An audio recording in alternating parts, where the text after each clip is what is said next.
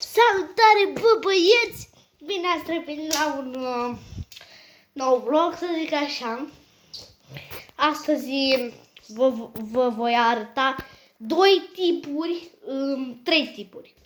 trei tipuri de fricoși, de curajoși și de, nu știu, absolut nu știu. Și ok, vom pune telefonul pe aici pe undeva. Vom pune pe aici pe undeva. Aici stă cel mai bine. Dar sper să nu cadă. Ok, mă vedeți pe mine. Stau aici. Stați, mai bine aici, așa. Cam așa. Mă voi urca aici, sus aici. Și în 3, 2, 1 și mă dau jos. Ăsta e tipul de curajos. Eu sunt curajos. 3, 2, 1. Și da, ați văzut?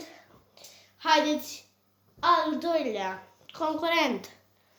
Și vom ține tot acolo. O să vi arăt. Al doilea este cel fricos. E frică.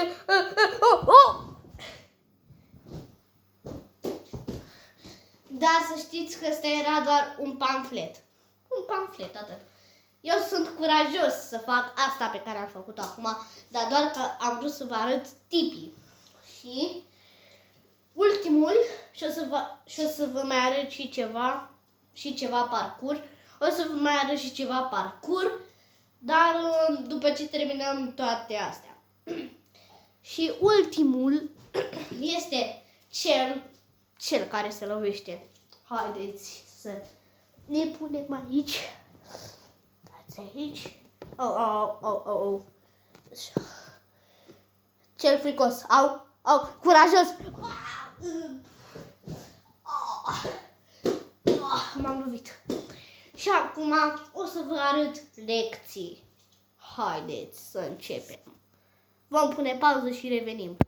Bun, băieți, am revenit și haideți să vă arăt. Vom pune camera așa. Deci vedeți camera asta, această cameră în care sunt eu și vedeți canapeaua asta. Și cine vrea să se pună aici unde sunt eu și dacă, imaginați-vă, dacă vreți să vă puneți voi aici, pe canapeaua asta, uitați-vă la mine cum fac. Și săritură de parcurs. Cam așa. Acum să vă arăt a doua mișcare de parcurs. Ok. Acolo, deci vedeți canapeaua și mă vedeți și pe mine foarte clar. Eu o să vin de acolo și o să ridic picioarele în aer. Sper că m-ați văzut.